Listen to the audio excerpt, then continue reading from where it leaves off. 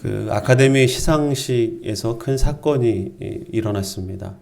굉장히 유명한 배우가 그 사회자의 뺨을 때렸습니다. 때린 이유가 그 아내를 대상으로 해서 조롱하고 그리고 농담을 했기 때문입니다. 그 아주 유명한 배우의 아내가 병 때문에 이 머리를 다 삭발을 했어요. 그러니까 머리털이 한 올이 없는 거예요. 그것에 빗대어서 이제 그 조크, 농담을 던졌는데 그것이 기분이 상당히 나빴던지 이 흑인 배우가 갑자기 생방송 중에 단상으로 올라가더니 사회자의 뺨을 후려갈겼습니다. 사회자도 당황했고 그리고 시청자분들은 시청하고 있던 분들 전 세계의 사람들이 시청하거든요. 거의 한 10억 이상의 인구가 시청한다고 합니다. 처음에는 연출인 줄 알았대요. 이거 짜고 치는 연출인 줄 알았는데 뺨을 때리고 나온 그 배우가 흥분하면서 그만하라고 막 욕을 한 거예요. 그게 전 세계에 다 송출이 됐습니다. 그래서 이 흥분한 이 배우 윌 스미스거든요. 윌 스미스를 진정시키기 위해서 덴젤 워싱턴이라고 하는 배우가 있습니다. 이 덴젤 워싱턴이라고 하는 배우가 흥분하며 화를 내는 윌 스미스에게 그를 다독이면서 그에게 이렇게 말했습니다. 잠깐 영어 좀 하겠습니다. And your highest moment, that's when the devil comes for you. 악마는 가장 최고의 순간에 널 유혹해. 가장 정점에 있을 때 사단은 널 유혹해. 라는 말입니다. 이날 사회자를 폭행한 윌 스미스는 최고의 영예인 나무주연상을 받았습니다. 다 묻혔어요. 그 폭행으로 인해서 그 상의 그 영광이 다 묻혀버렸어요. 그 사람뿐만 아니라 다른 감독상이라든가 다 여러 기타의 상들도 다 묻혀버렸어요. 최고의 순간을 한순간의 실수로 최악의 순간으로 만들었습니다. 언론과 배우들, 사람들이 윌 스미스의 그 폭력을 비판하고 비난했습니다. 여러분, 악마는 최고의 순간일 때 그때 나락으로 빠뜨립니다. 예수님을 영접하고 믿음으로 살아가는 삶의 모양 중 하나가 죄의 유혹이에요. 죄의 유혹은 반드시 있습니다. 저는 한 번도 받아보지 않았는데요. 몰라서 그러셔요. 죄의 유혹은 언제나 있습니다. 언제나 있어요. 악한 영의 유혹은 언제나 우리를 집어삼키려고 합니다. 이 유혹에 넘어가는 순간 지금까지 일구었던 신앙의 삶이 한순간에 무너지기도 하고 나락으로 떨어지기도 합니다. 특별히 하나님의 일을 하려고 하면 반드시 나타나는 현상 중에 하나가 악한 영의 유혹, 사단의 유혹이에요. 이간질시키고 분열시키고 다투게 합니다. 꼭 하나님의 일을 계획하고 그 일을 하고 잘 진행되는 것 같은데 보면 꼭 악한 영의 유혹이 있었음을 우리가 확인할 수 있습니다. 하나님의 일을 망치려 하고 무너뜨리려고 하는 세력이 분명히 있습니다. 그걸 죄의 세력, 사단의 세력, 악한 세력이라고 합니다. 느헤미야는 유대인 사이의 내부의 문제를 해결했습니다. 우리가 지난주에 함께 말씀을 나누었지만 느헤미야는 자신의 것을 내려놓음을 통하여 기득권과 서민들이라고 할 수 있는 힘없는 사람들과의 관계를 회복시켰어요. 총독의 녹을 받지 않았습니다. 성벽 재건을 위해서 그 삶을 온전히 헌신했습니다. 그래서 내부의 문제가 이제 봉합되었어요. 그 갈등과 분열이 이제 화합과 평화로 바뀌었습니다. 내부의 문제가 사라졌지만 외부의 문제는 여전히 남아 있습니다. 이방 세력들이 이 성벽 짓는 것을 여전히 방해하고 위협하고 있습니다. 여러분, 성벽에 갈라진 틈이 다 메워졌어요. 이제 성문, 문짝만 달면 이제 끝나는 겁니다.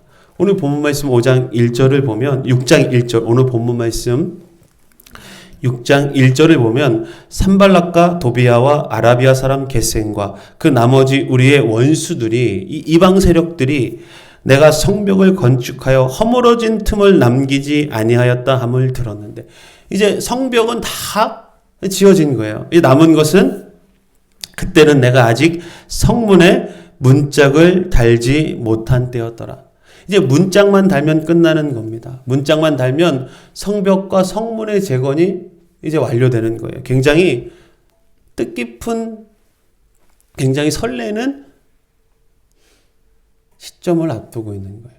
성벽 완성이라고 하는 하나님의 큰 일을 완성하는 일을 눈앞에 두고 있는 겁니까? 얼마나 설렐까요? 얼마나 좋을까요? 그때 이방 세력이 느헤미야를 유혹합니다. 처음엔 위협했지요. 통하지 않는 거예요. 그래서 편지를 보내고 만나자.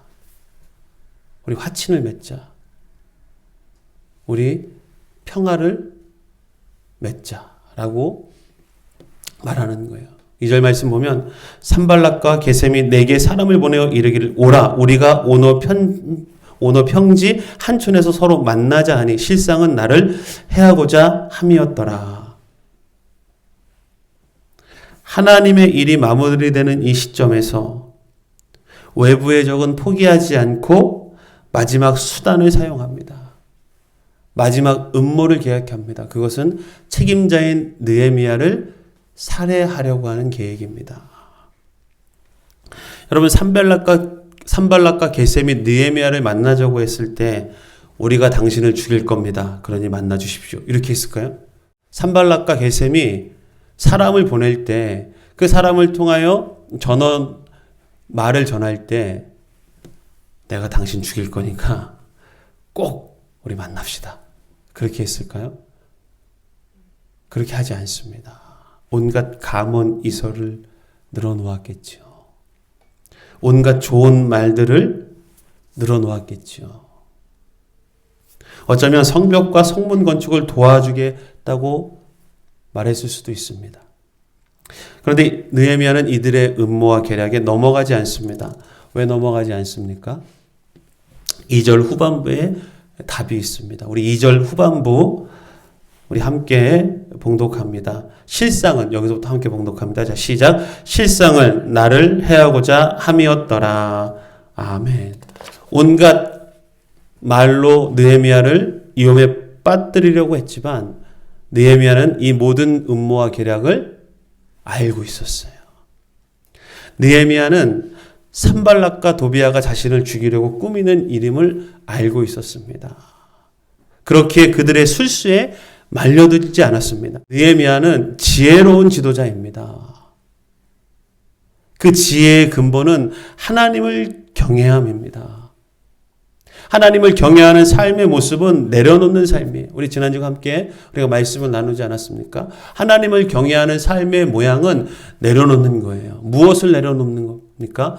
내가 꽉 쥐고 있는 것을 내려놓는 거예요. 도저히 놓을 수 없는 것들을 내려놓는 삶이 곧 하나님을 경외하는 삶입니다. 하나님을 경외하는 삶은 하나님을 사랑하는 삶이며 하나님을 사랑하는 삶은 욕심과 교만을 내려놓는 삶입니다. 느헤미야에게 욕심과 교만이 있었다면 아마 넘어갔을 거예요. 그 술수에 말렸을 거예요. 금방 그들의 유혹에 걸려서 넘어졌을 거예요. 교만과 욕심은 여러분 기억하십시오. 우리의 눈을 가립니다. 교만과 욕심은 판단력을 흐리게 할 뿐만 아니라 우리의 눈을 가립니다. 눈을 가려요. 보지 못하게 합니다. 특별히 교만은 하나님을 하나님으로 보지 못하게 합니다. 여러분 큰 사고를 내는 교통사고 큰 사고를 내는 그 운전자가 초보 운전자가 아니에요. 통계적으로 보면 사망사고라든가 아니면 큰 대형사고를 내는 비율을 따져보면 초보 운전자의 비율은 낮습니다. 초보 운전자는 운전할 때 조심조심합니다. 그리고 교통 법규를 잘 잘 지켜요. 쓰라 그러면 쓰고 가라 그러면 가고. 우리가 운전할 때 항상 초보 운전자, 그 초보 때 그 마음으로 운전하면 사고가 그렇게 많이 일어나지 않습니다. 언제 사고가 나냐? 나 좀 운전 좀 잘하네, 이제.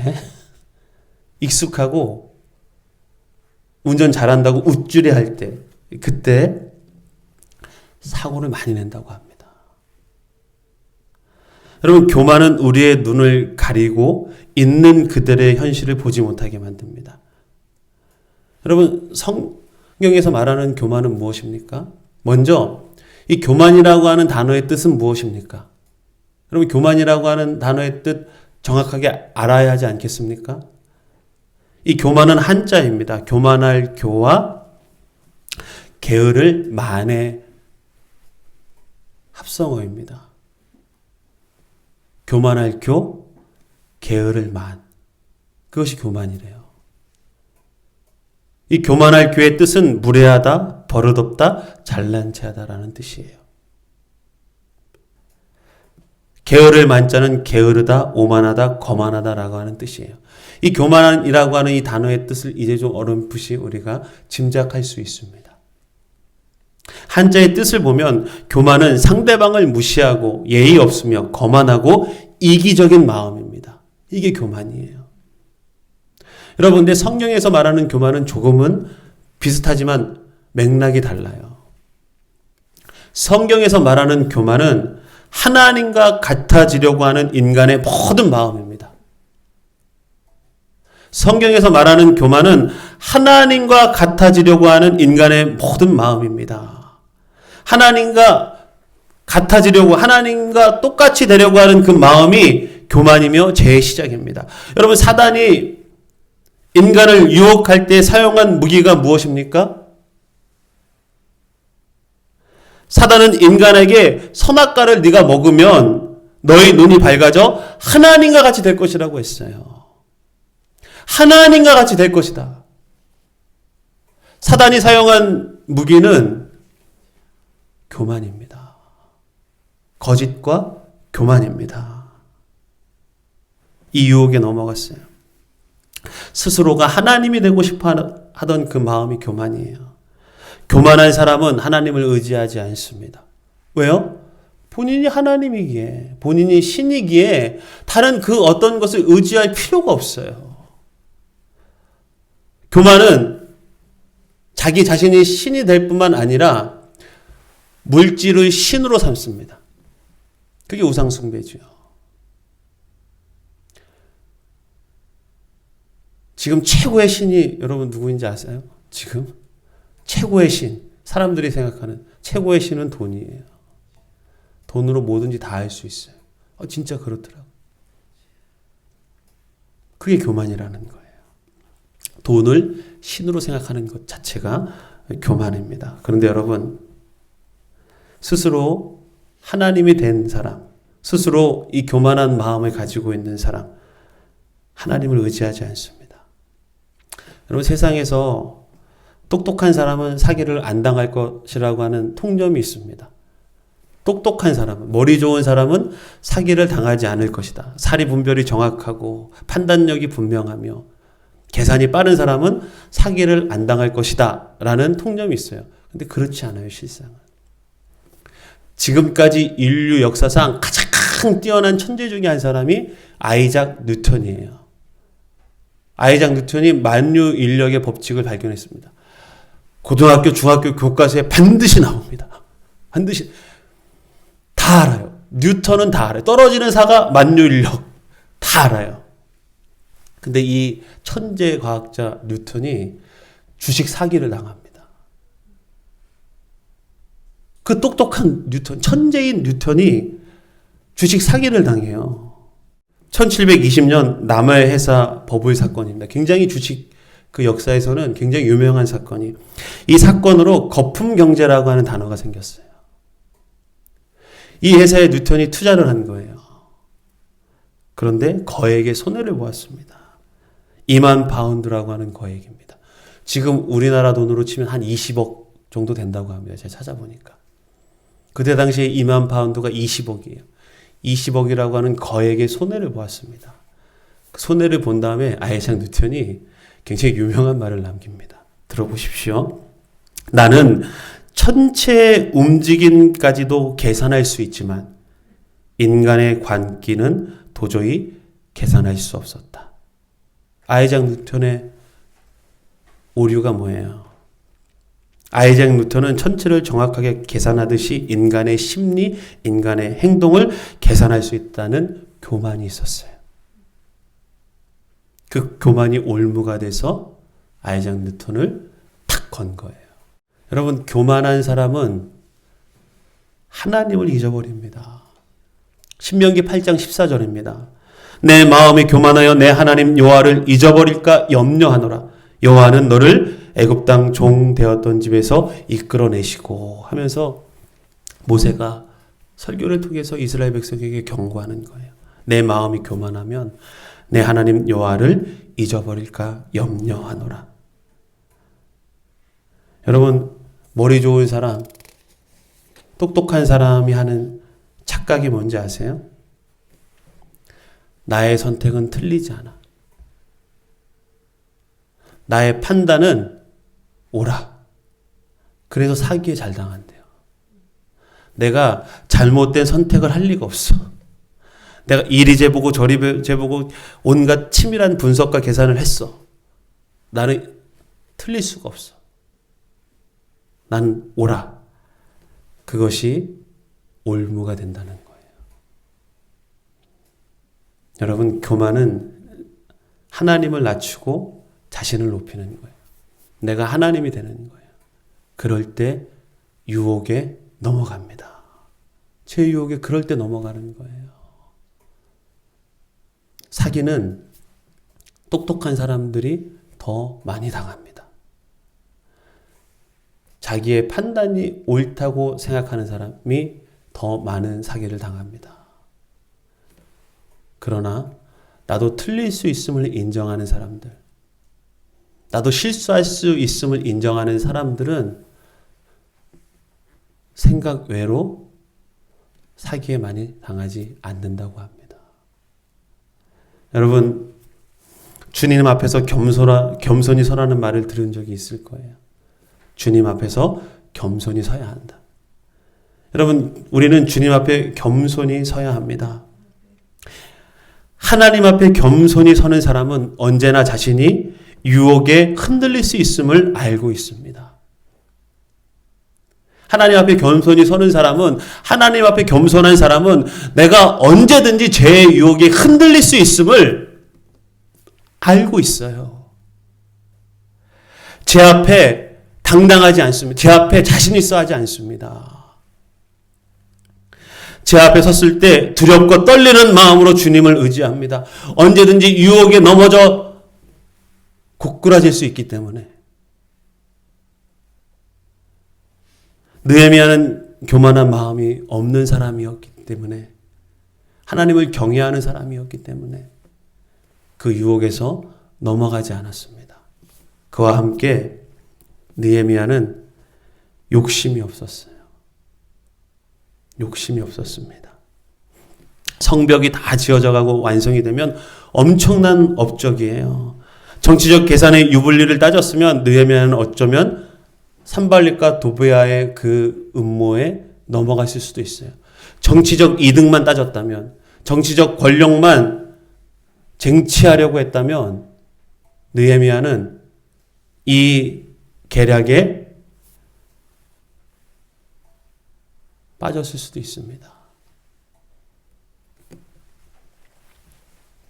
느헤미야는 그들의 음모를 파헤쳤을 뿐만 아니라 정치적 야욕에 사로잡혀 있지도 않았습니다. 느헤미야는 단호히 거절합니다. 몇 번이나 끊임없이 유혹하는 거예요. 오늘 본문 말씀 3절과 4절의 말씀입니다. 내가 곧 그들에게 사자들을 보내어 이르기를 내가 이제 큰 역사를 하니 내려가지 못하겠노라. 어찌하여 역사를 중지하게 하고 너희에게로 내려가겠느냐 하며 그들이 4번이나 이같이 내게 사람을 보내되 나는 꼭 같이 대답하였더니. 여러분, 산발락과 도비아가 무언가 이득을 가지고 느헤미야를 유혹했을 거예요. 그것이 정치적인 이득인지 정확하게 성경에 기록되어 있진 않지만 그러나 느헤미야의 욕심을 자극하기 위해서 아마 온갖 이야기들을 꾸며냈을 거예요. 그러나 4번이나 그 일이 있었음에도 불구하고 반복적으로 유혹했음에도 불구하고 느헤미야는 넘어가지 않습니다. 왜요? 느헤미야에게는 정치적 욕심이 없었습니다. 느헤미야는 예루살렘 성벽과 성문의 재건을 통하여 정치적 야욕을 이루려는 욕심이 없었습니다. 느헤미야에게 관심은 하나님의 백성들의 삶의 문제였습니다. 성벽과 성문을 재건하는 것은 개인적 욕심이나 탐욕이 아니라 자신의 민족의 안위를 위해서, 평화를 위해서 건축했을 뿐입니다. 느헤미야를 움직이게 하는 힘은 하나님을 향한 신실한 마음이었습니다. 이 신실한 마음이 중요합니다. 하나님을 향한 신실함이 있었기 때문에 다른 것은 중요하지 않습니다. 사단이 우리를 유혹할 때 더럽고 추한 모습으로 나타나지 않습니다. 사단이 우리를 유혹할 때 추한 모습으로 나타나지 않아요. 그럼 금방 알아차립니다. 독은 가장 먹음직한 음식에 섞는다고 합니다. 우리가 가장 필요로 하는 것 아니면 필요로 하는 사람의 모습으로 나타난다는 거예요. 사단은 막 무섭고 흉측하고 험하고 더러운 모습으로 나타나지 않습니다. 가장 아름답고 가장 선하고 가장 필요한 모습으로 나타난답니다. 예수님께서 광야에서 40일의 금식을 마치시고 마귀의 시험을 받죠. 첫 번째 시험이 무엇입니까? 40일 동안 굶으셨어요. 금식하셨어요. 사단이 예수님께 뭐라고 유혹합니까? 이 돌을 떡이 되게 하라. 주님에게 가장 필요한 것, 먹는 것이었어요. 그것으로 유혹합니다. 여러분에게 가장 필요한 것으로 유혹합니다. 여러분, 먹고 사는 문제만큼 중요한 것은 없습니다. 인간은 먹어야 사는 존재입니다. 먹지 않으면 우린 죽습니다. 먹고 사는 문제는 우리 삶 가운데 가장 먼저 해결해야 할 문제예요. 먹고 사는 문제가 해결되지 않으면 다른 인생을 살 수가 없어요. 여행도 못 가요. 여유를 즐길 수가 없습니다. 취미도 못 누려요. 먼저 먹고 사는 문제가 해결돼야 합니다. 사단이 이것을 이용하는 거예요. 먹고 사는 문제와 하나님을 예배하는 삶을 분리시켜 놓습니다. 분리시켜 놔요. 그리고는 저울질하게 만듭니다. 저울질해서 유불리를 따지게 만들어요. 무엇이 유리하냐? 어떤 것을 선택하는 것이 더 내게 유리하냐? 그렇게 강요합니다. 먹고 사는 문제와 하나님을 예배하는 그 삶 가운데 양자택일하라고 유혹하는 것이 사단의 유혹이고 사단의 계략입니다. 그런 경험들 해보셨잖아요. 먹고 사는 문제와 하나님을 예배하는 삶을 저울질시켜요. 그게 사단의 계략이에요. 여러분, 먹고 사는 문제와 예배의 삶은 분리되어 있지 않습니다. 여러분 기억하십시오. 먹고 사는 문제와 예배의 삶과 현실의 삶은 분리되어 있지 않아요. 그러나 사단은 끊임없이 우리를 유혹합니다. 하나님을 버리라고 합니다. 저울질해서 더 유리한 쪽을 선택하라고 유혹합니다. 그런데 여러분, 선택의 문제가 아니에요. 현실의 문제와 예배의 삶은 둘 중에 하나를 선택해야만 하는 문제가 아닙니다. 하나님은 우리의 필요를 아시는 분이에요. 이것을 알아야 우리가 그 유혹에 넘어가지 않습니다.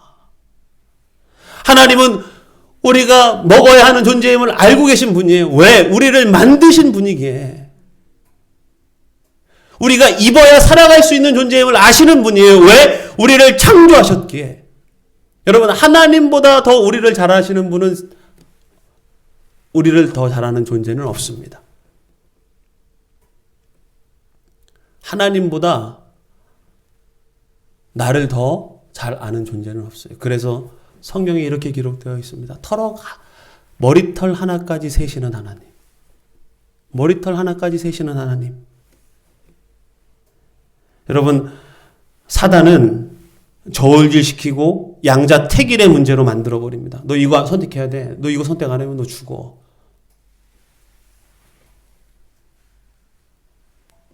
선택의 문제가 아니라 우선순위의 문제입니다.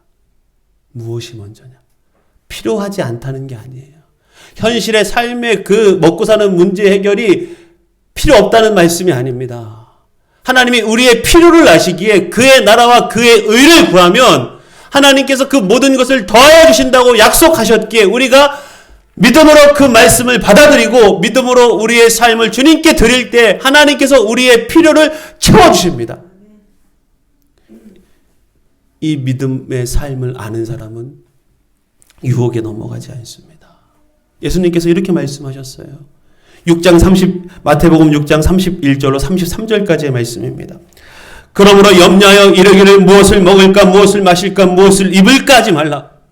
이는 다 이방인들이 구하는 것이라. 너희 하늘 아버지께서 이 모든 것이 너희에게 있어야 할 줄을 아시느니라. 그런즉 너희는 먼저 그의 나라와 그의 의를 구하라. 그리하면 이 모든 것을 너희에게 더하시리라. 예수님께서 이 말씀을 통하여 우리에게 분명하게 알려주십니다. 양자택일의 문제가 아니야. 하나님 이미 알고 계셔. 너에게 필요한 것, 입는 것, 먹는 것, 너희가 쓸 것 하나님이 알고 계셔. 너희는 먹어야만 하는 존재이기 때문에 그래야 살아갈 수 있는 존재이기 때문에 그러나 영이 죽으면 영원한 죽음이 우리에게 임하기 때문에 그의 나라와 그의 일을 먼저 구하는 것이 우선순위야. 양자택일이 아니야. 네 삶 가운데 하나를 버리라는 말이 아니야. 우선순위야. 예배의 삶이 먼저가 되면 여러분 그러한 삶을 살아보신 적이 있으신가요? 신앙의 삶, 믿음의 삶에서 예배의 삶이 우선순위인 삶을 살아본 경험이 있으십니까?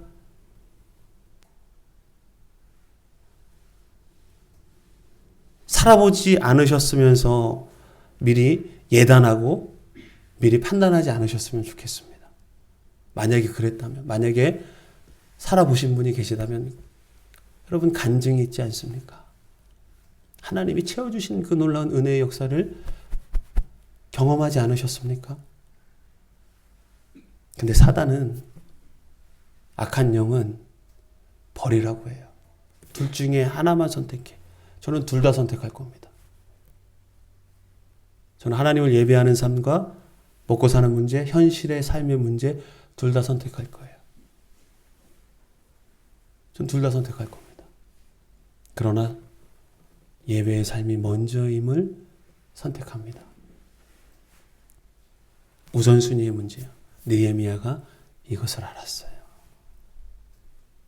하나님을 경외하는 사람이었기에 내려놓는 삶의 모습이 느헤미야에게 있었습니다. 복 있는 사람은 악인의 자리에 앉지 않습니다. 복 있는 사람은 악인의 꾀를 쫓지 않습니다. 악인의 길에 서지 않습니다. 욕심과 교만으로 똘똘 뭉쳐 있다면 쫓아가는 거예요. 왜요? 가장 아름답고 좋고 풍성한 것으로 유혹하거든요. 자신이 똑똑하면 똑똑할수록 자신이 틀릴 수 있다는 생각을 하지 않게 됩니다. 그게 무서운 거예요. 내 판단이 틀렸음에도 불구하고 그것을 합리화시킵니다. 자기 합리화시켜요. 여유가 있습니다. 포도를 먹으려고 해요. 아무리 노력을 해도 이 포도를 먹을 수가 없는 거예요. 포기하면서 여유가 뭐라고 합니까? 저 포도는 아마 맛이 없을 거야. 되게 실 거야. 그게 우리의 모습이라는 거예요. 자기 합리화. 나의 판단이 틀렸음에도 불구하고, 나의 선택이 옳지 않았음에도 불구하고, 다른 사람에게 책임을 전가시키고, 그리고는 합리화시킵니다. 그것이 죄의 모습인 줄 믿습니다. 그와 더불어 산발락과 도비아가 계략이 통하지 않자 전략을 바꿉니다. 두려움을 심어주려고 해요. 거짓된 소문을 퍼뜨립니다. 느헤미야가 성벽을 재건하는 것은, 성문을 재건하는 것은 이스라엘의 왕이 되려고 하는 거야. 그 소문을 퍼뜨리는 거예요. 근데 느헤미야는 그에 대하여 이렇게 말합니다. 오늘 본문 말씀 6장 9절입니다. 우리 한 목소리로 함께 봉독합니다. 이는 그들이 다 우리를 두렵게 하고자 하여 말하기를 그들의 손이 피곤하여 역사를 중지하고 이루지 못하리라 함이라. 이제 내 손을 힘있게 하옵소서 하였노라. 아멘. 두렵게 하여 하나님의 일을 못하게 하는 거예요. 실패를 두려워해서 도전조차 하지 못하는 삶이 있습니다. 왜 도전하지 않습니까? 실패가 두렵거든요. 망하는 것이 두렵거든요. 신앙의 삶은, 믿음의 삶은 그 두려움과 공포와 무서움, 분명히 우리 삶 가운데 있습니다. 그 두려움과 공포와 무서움을 가지고 하나님 앞에 나아가는 거예요. 그게 신앙의 삶입니다. 예수님 두렵습니다. 예수님 무섭습니다. 소망이 끊어진 삶인 것 같습니다. 그러나 주님, 이 두려움을 주님 앞에 내어놓으니 내 손을 힘있게 하옵소서. 느헤미야의 고백이 우리의 고백이지 않습니까? 내 손을 힘있게 하옵소서. 두려운 마음이지만.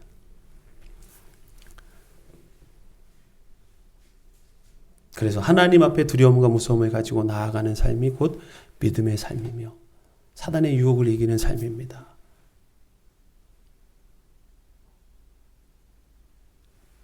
마귀는 세 가지로 유혹해요. 교만함과 욕심과 두려움. 이 세 가지로 유혹하는 거예요. 근데 우리의 삶은 어떤 모습이 되어야 합니까? 두려움이 변하여 기도가 되는 삶. 우리 찬송가 370장 주 안에 있는 나에게 찬양 잘 알지 않습니까? 2절 가사. 두려움이 변하여 기도가 되었고. 그게 우리의 삶이라는 거예요. 전날의 한숨이 찬양이 되는 삶. 이것이 믿는 자의 삶이며 우리의 삶의 모양이 되어야 되는 줄 믿습니다. 여러분, 그래서 주님 앞에 나오는 저와 여러분이 되기를 축원합니다. 아멘. 우리 기도드립니다.